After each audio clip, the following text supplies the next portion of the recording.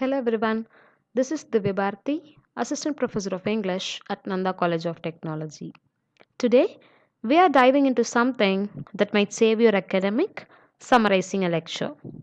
Whether you are the first bencher or the one who borrows notes 5 minutes before the exam, this is for you. So basically, what is lecture summarization? Summarizing a lecture simply means creating a short, neat version of what was taught. It's like turning a 3-hour movie into a 2 minutes trailer. Here, you keep the important stuff, skip the boring side plots, and make it understandable at a glance. So, here you'll be having some main ideas, key points, and everything else. Why summarize lectures?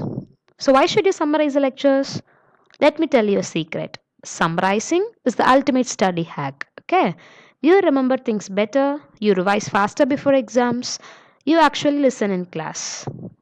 Plus, when you summarize, you are basically teaching yourself, and teaching is the best way to learn. How to summarize effectively? Here's the magic formula. Listen carefully. If you're thinking about lunch, you won't remember anything. Take notes smartly. Use keywords, not novels. Group ideas together, like putting books on the right shelf. Rewrite it in your own words. That's when you know you have understood it. Summarizing isn't copying, it's thinking. Popular note taking methods. Now let's get into how you can take notes. Choose the one that suits your style. First one is the corner method, which is more likely a diary with sections. This is great for organized thinkers.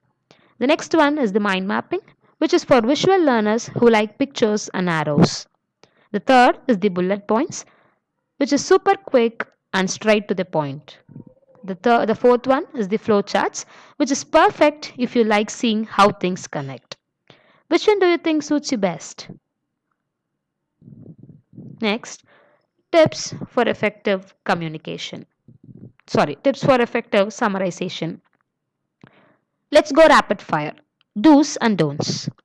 Listen like what you mean it. Pick out the gold key points. Rewrite in simple English. Review your notes after class. So these are the things you should do while summarizing a lecture.